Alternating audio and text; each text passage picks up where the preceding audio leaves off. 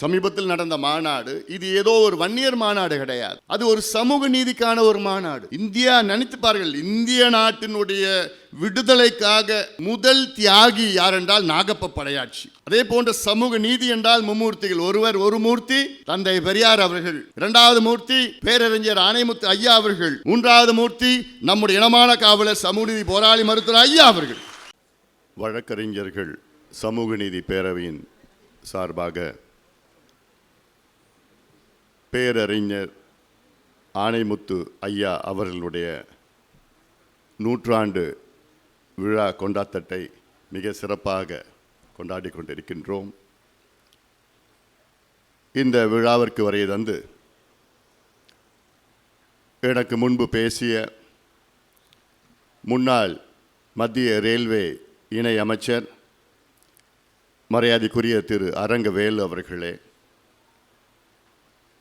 ஓய்வு பெற்ற ஐஏஎஸ் அதிகாரி, தமிழ்நாட்டில் ஒரு மூத்த ஐஏஎஸ் அதிகாரியாக ஓய்வு பெற்று டெல்லியிலே நான் அமைச்சராக இருந்த நேரத்தில் என்னுடன் 5 ஆண்டு காலம் எனக்கு பல சிந்தனைகளையும் சொல்லி பல யதார்த்த நிலையையும் எனக்கு அறிவுறுத்தலாக சொல்லி, இன்னும் சொல்ல போனால் என்னை வழி நடத்தி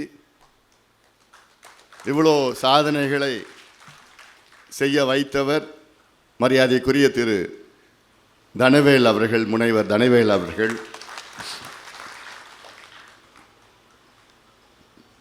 மார்க்சிஸ்ட் பெரியார் பொது உடைமை கட்சியின் பொதுச் செயலாளர் மரியாதைக்குரிய திரு துரை சித்தார்த்தன் அவர்கள், எனக்கு முன்பு பேசிய முன்னாள் நாடாளுமன்ற உறுப்பினர், மிக யதார்த்தமாக பேசிய அவர் மருத்துவர் செந்தில் அவர்கள், இந்த நிகழ்ச்சியை மிக சிறப்பாக நடத்தி கொண்டிருக்கின்ற வழக்கறிஞர் சமூக நீதி பேரவையின் தலைவர் வழக்கறிஞர் பாலு அவர்கள், மேடையில் இருக்கின்ற என்னுடைய அண்ணன் CR பாஸ்கரன் அவர்கள், வழக்கறிஞர் சரவணன் அவர்கள், இங்கே மேடையில் இருக்கின்ற வழக்கறிஞர் தமிழரசன் அவர்கள்,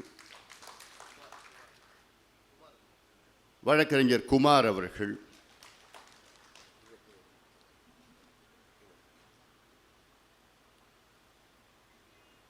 KJ பழனிசாமி அவர்கள், கனல் கதிரவன் அவர்கள், NR வெங்கடேசன் அவர்கள், M மகாலிங்கம் அவர்கள், A பாலமூர்த்தி அவர்கள், சக்கரபாணி அவர்கள், சிவகுமார் அவர்கள், நவமணி அவர்கள், சிலம்பரசன் அவர்கள், MR இளவரசன் அவர்கள் மற்றும் இங்கே வரைய தந்திருக்கின்ற ஜெயராமன் அவர்கள், ஈகை தயாளன் அவர்கள், தம்பி ராதா அவர்கள், பாட்டாளி மக்கள் கட்சியின் மாவட்ட செயலாளர்கள் அனைவருக்கும், இங்கே வரைய தந்திருக்கின்ற என்னுடைய ஆசிரியர் மருத்துவர் மோகன சுந்தரம் அவர்கள், உலக புகழ்பெற்ற ஒரு சிந்தனையாளர், ஒரு எழுத்தாளர்,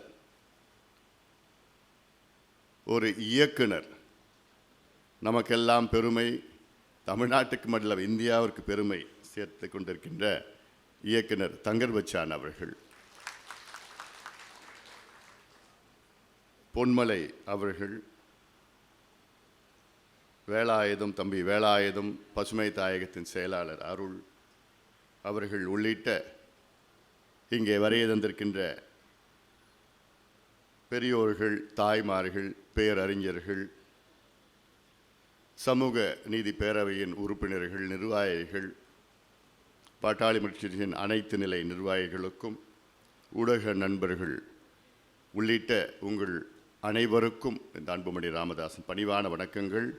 இந்த வரலாற்று படைக்கின்ற இந்த நிகழ்வில் கலந்து கொள்வதில் எனக்கு மிக்க மகிழ்ச்சி.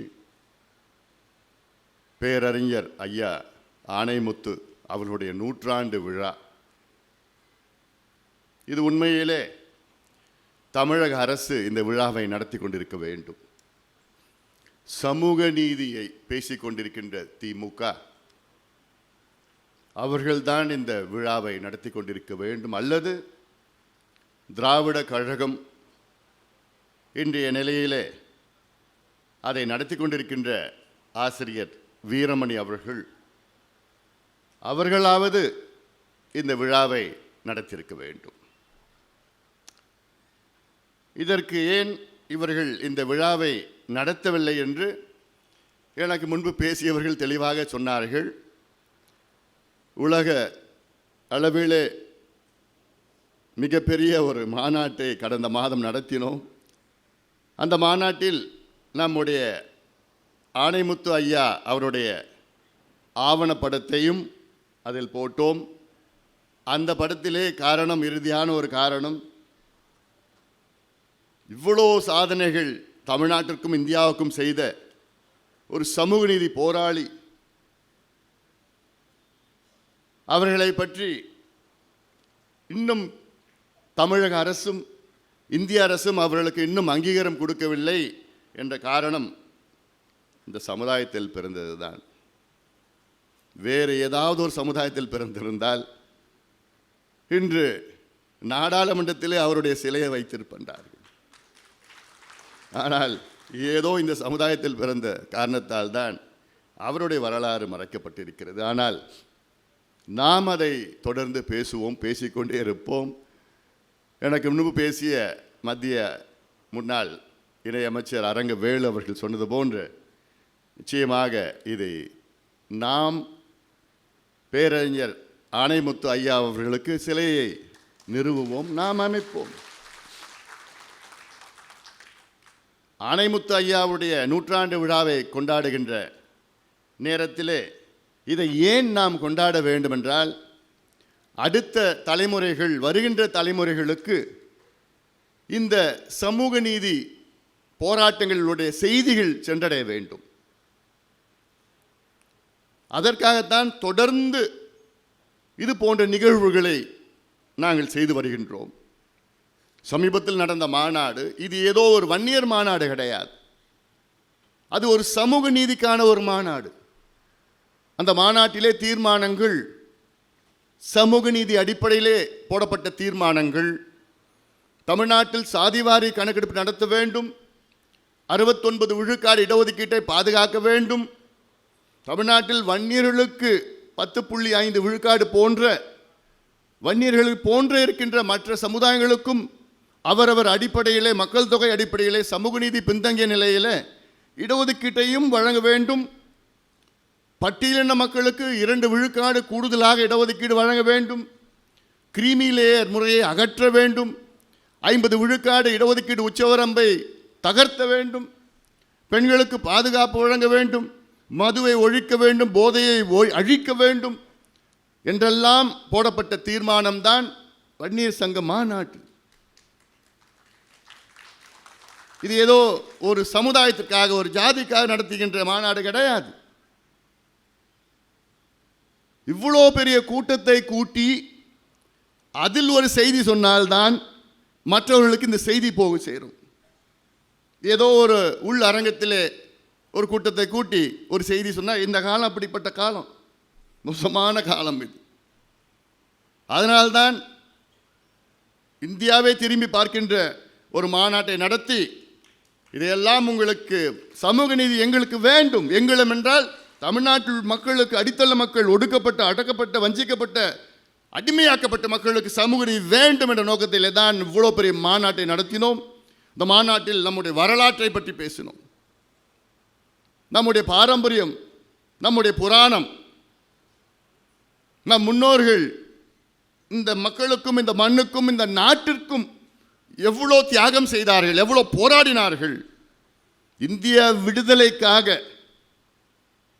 முதல் உயிரிழப்பு, இந்தியா நினைத்து பாருங்கள், இந்திய நாட்டினுடைய விடுதலைக்காக முதல் தியாகி யார் என்றால் நாகப்ப படையாட்சி.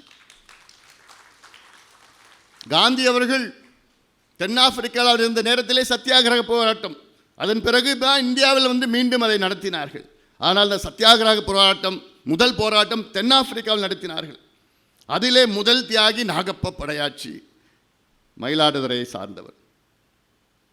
அதன் பிறகு வந்த அஞ்சலை அம்மாள் போன்றவர்கள் எல்லாம் மறக்கப்பட்ட வரலாறு. நாம் அதை தொடர்ந்து சொல்லி சொல்லி சொல்லி தங்கர் பச்சானுக்கு தெரியும், எல்லாரும் சொல்லி சொல்லி சொல்லி சொல்லியே இன்னைக்கு மற்றவர்களும் பேச தொடங்கிட்டார்கள். அதே போன்று தான் நம்முடைய பேரறிஞர், எனக்கு நம்முடைய முனைவர் தனவேல் அவர்கள் சொன்னது எனக்கு ரொம்ப பிடிச்சி போச்சு.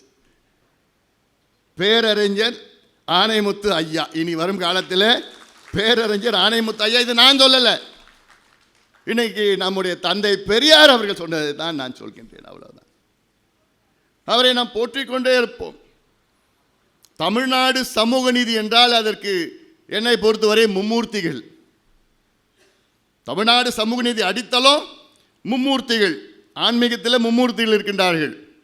அதே போன்ற சமூக நீதி என்றால் மும்மூர்த்திகள். ஒருவர் ஒரு மூர்த்தி தந்தை பெரியார் அவர்கள், இரண்டாவது மூர்த்தி பேரறிஞர் ஆணைமுத்து ஐயா அவர்கள், மூன்றாவது மூர்த்தி நம்முடைய இனமான காவலர் சமூக நீதி போராளி மருத்துவர் ஐயா அவர்கள். இதை யாரும் மறுக்க முடியாது, மறுக்க முடியாது. வரலாறு சொல்கிறது. இது நான் இந்த சமுதாயத்தில் பிறந்தவர்கள் இல்லை, என் தந்தையாகவோ அல்லது இந்த சமுதாயத்தில் பிறந்த ஆணைமுத்து ஐயா அவர்கள்லாம் சொல்லலை. வரலாறு. முதல் மூர்த்தி தந்தை பெரியார், அவருடைய காலகட்டம். நீதி கட்சி காலத்தில் இந்தியாவிலே முதலாக இடஒதுக்கீடு வழங்கியது தமிழ்நாட்டில் தான். 1921 அதை சட்டமன்றத்திலே அந்த சட்டத்தை நிறைவேற்றினார்கள். ஆனால் 27 தான் அதை நடைமுறைப்படுத்தினார்கள். 100 விழுக்காடு இடஒதுக்கீடு பிராமணர்களுக்கு, பிராமணருக்கு அல்லாதவர்களுக்கு, இஸ்லாமியர்களுக்கு, கிறிஸ்துவர்களுக்கு, வெள்ளைக்காரர்களுக்கு, வெள்ளைக்காரர்கள் போன்ற இங்கிலீஷ் ஆங்கிலோ இந்தியன் அவர்களுக்கு, பட்டியலின மக்களுக்கு என்றெல்லாம் பிரித்து 100 விழுக்காடு இடஒதுக்கீடு 27 கிடைத்தது. தந்தை பெரியார் அவர்கள் நீதி கட்சியுடன் இருந்த காலம் அது. பிறகு இடைவெளி வந்துவிட்டது. அதற்கு பிறகு 1935 தமிழ்நாட்டில் இயங்கிக் கொண்டிருக்கின்ற மத்திய அரசு நிறுவனங்களில் இடஒதுக்கீடு வேண்டும் என்ற நோக்கத்திலே தந்தை பெரியார் அவர்களும் நீதி கட்சியில் உள்ள மும்மூர்த்திகள் புப்ளி ராஜா போன்றவர்கள் எல்லாம் டெல்லிக்கு சென்று அங்கே வெள்ளையர்களை சந்தித்து பிறகு ஒரு ஆணையை வெள்ளையர்கள் பிறப்பித்தார்கள்.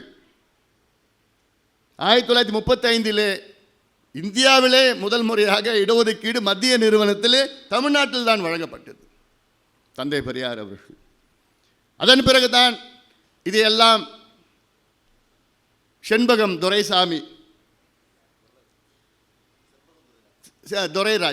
துரைராஜ் அவர்கள் நம்ம விடுதலைக்கு பிறகு இடஒதுக்கீடு எதிராக உச்சநீதிமன்றத்தில் வழக்கு தொடர்ந்து இடஒதுக்கீடை ரத்து செய்கின்ற ஒரு சூழல் வந்த பிறகு தந்தை பெரியார் அவர்கள் போன்றவர்கள் எல்லாம் சேர்ந்து மிக போராட்டங்களை நடத்திய பிறகுதான் இந்திய அரசியல் அமைப்பு சட்டத்தின் முதல் சட்ட திருத்தம், ஃபர்ஸ்ட் அமெண்ட்மெண்ட் ஆஃப் த கான்ஸ்டிடியூஷனே அந்த அடிப்படையில் தான் வந்தது. பிறகு இடஒதுக்கீடு நமக்கு கிடைத்தது. இந்த முதல் மூர்த்தி தந்தை பெரியார் அவர்கள். அடுத்த மூர்த்தி நம்முடைய பேரறிஞர் ஆணைமுத்து ஐயா அவர்களுடைய காலம். இது யாருக்கும் தெரியாத காலம். இது எவ்வளோ நினைத்து பாருங்கள்.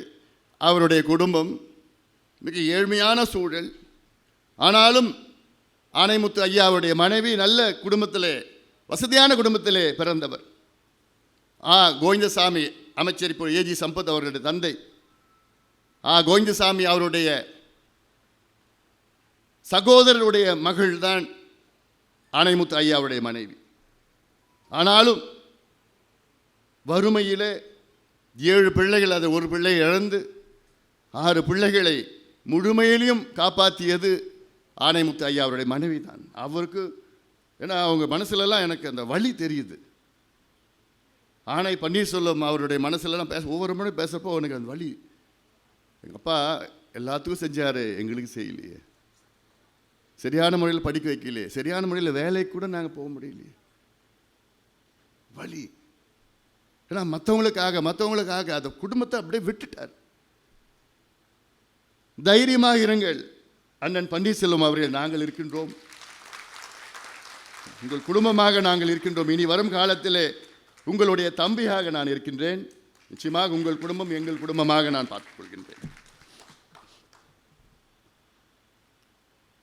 அந்த காலத்தில் பீகாருக்கு சென்று ஊர் ஊராக போக முடியுமா? இந்த காலத்திலே போக முடியாது. எனக்கு தெரியும் பீகார் எப்படின்னு சொல்லிட்டு.